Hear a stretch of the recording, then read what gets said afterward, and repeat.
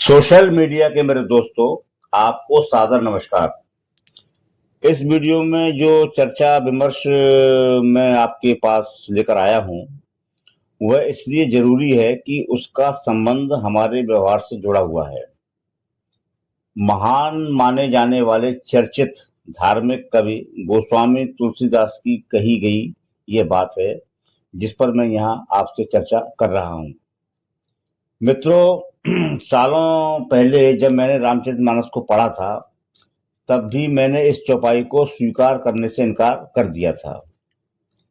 अच्छा, अभी अचानक मेरा ध्यान इस चौपाई पर पाकिस्तान में चलाए गए ऑपरेशन सिंदूर के दौरान गया, क्योंकि एक प्रेस वार्ता में भारतीय वायुसेना के वरिष्ठ अधिकारी एयर मार्शल अवधेश कुमार भारती ने इस चौपाई को कोट किया था। सुंदरकांड की ये चौपाई इस तरह है: विनय न मानत जलद जड़, गए 3 दिन बीत, बोले राम सकोप तब, भय बिन होए न प्रीत। comes to your question. All right, चूंकि आपने शुरू किया श्री रामधारी सिंह दिनकर जी की कविता से, हमारे राष्ट्र कवि रहे हैं, और क्या संदेश दिया जा रहा है, तो मैं बस आपको रामचरितमानस की कुछ पंक्ति याद दिलाऊंगा, आप समझ जाएंगे। तो याद कीजिए वो पंक्ति जो है: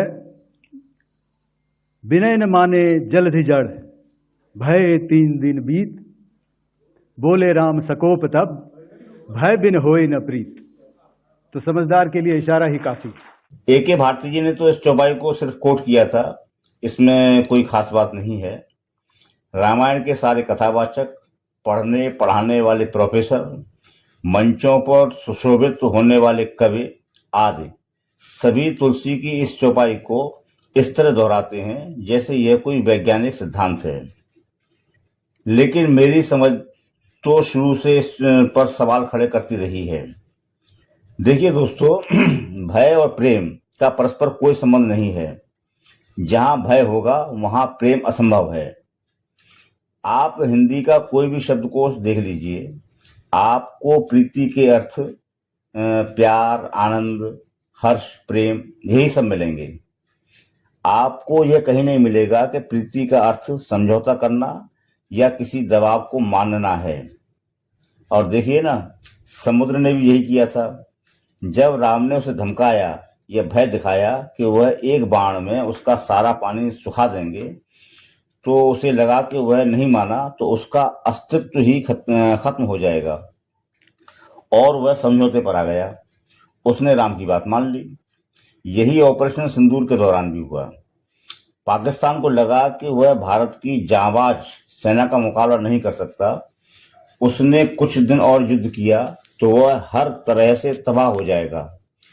तब घबराकर उसने सीज फायर का समझौता किया। उसने किसी प्रीति या प्रेम में पड़कर समझौता नहीं किया था। हिंदी के प्रीति शब्द को संस्कृत के प्रीति शब्द से ज्यों का त्यों ले लिया गया है। अंग्रेजी में इसका अनुवाद लव है, उर्दू में मोहब्बत है। मेरी समझ में यह बात नहीं आती कि तुलसी की सामान्य समझ इतनी कम या जीरो कैसे रही। उन्होंने तो भाषा व्याकरण का भी काफी अध्ययन किया था, अच्छा खासा अध्ययन किया था। प्रीति इतना प्रिय शब्द है कि इसके उच्चारण मात्र से ही प्रेम का भाव हमारे हृदय में उमड़ने लगता है। दावतों के लिए इसे जोड़कर कितना अच्छा शब्द बनाया गया है, प्रीति भोज, यानी प्रेम पूर्वक कराई जाने वाली दावत। अगर हम तुलसी की बात को मानने लगें तो लगेगा कि विवाह आज की दावतें किसी डर या भय की वजह से कराई जाती हैं। मैं ये कदापि नहीं कह रहा हूं कि भय या दबाव का सही उपयोग नहीं होता। दोस्तों, बिल्कुल होता है। शैतान, अपराधी या बदमाश टाइप के लोगों को भय दिखाना ही होता है, तभी उनके सही रास्ते पर आने की संभावना बनती है। अगर समाज में पुलिस और कानून का भय न हो तो बदमाशों का बोलबाला होने लगता है।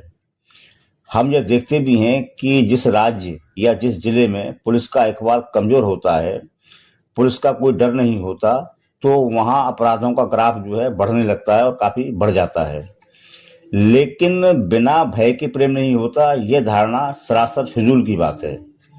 बल्कि सही बात तो यह है दोस्तों कि जहां प्रीति अथवा प्रेम हो वहां भय तिरोहित हो जाता है। जैसे कि हम चिराग जलाते हैं तो अंधेरा भाग जाता है, बस ऐसे ही प्रीति का दीप जलते ही भय रूपी तिमिर पलायन कर जाता है। तो इसलिए मेरा कहना है कि तुलसीदास को भय और प्रीति की सामान्य समझ होती तो वे इस चौपाई को फिर इस तरह लिखते, विनय न मानत जलधि जड़, गए 3 दिन बीत, बोले राम सकोप तब, भय बिन होए न जीत। जी हाँ दोस्तों, भय बिन होए न जीत। और बात भी बड़ी साफ साफ दिखाई देती है। राम ने समुद्र को भयभीत किया तो उनकी जीत हुई। तब समुद्र अपने ऊपर पुल बनाने के लिए तैयार हो गया। जब ऑपरेशन सिंदूर में कार्रवाई करते हुए हमने पाकिस्तान को भयभीत किया तो हमारी जीत हुई। अब AK भारती जी ने तुलसी को कोट किया तो संभवतः इसलिए कर दिया कि उनकी ये चौपाई अब एक परंपरा सी बन गई है। तुलसीदास इतना बड़ा नाम हो गया है कि उनकी सोच और समझ के खिलाफ जाए कौन, किसी की हिम्मत नहीं है कि उनके खिलाफ जाए। तो उनकी हाँ में हाँ जो है वो मिलाने लगते हैं।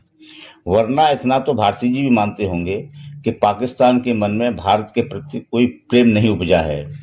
वह अब भी भारत के खिलाफ विश्व बिरादरी में खूब जहर उगल रहा है। भविष्य में वह दुश्मनों वाली हरकतें भी करेगा, यह भी हम सब जानते हैं। तो दोस्तों, मेरा सीधा सीधा आग्रह है कि भय बिन होए न प्रीत, तुलसी के इस विचार को पूरी तरह से खारिज किए जाने की जरूरत है। अच्छा, इससे एक तो प्रेम का भाव बहुत ही लांछित और लज्जित हो जाता है अगर हम इस विचार को खारिज नहीं करते हैं, इस विचार को स्वीकार करते हैं तो। और दूसरे, इस विचार का, इस सोच का गलत उपयोग भी देखा गया है। मैंने खुद कई परिवारों में पति द्वारा पत्नी को मारना पीटना, प्रताड़ित करना, लज्जित करना, धमकाना देखा है।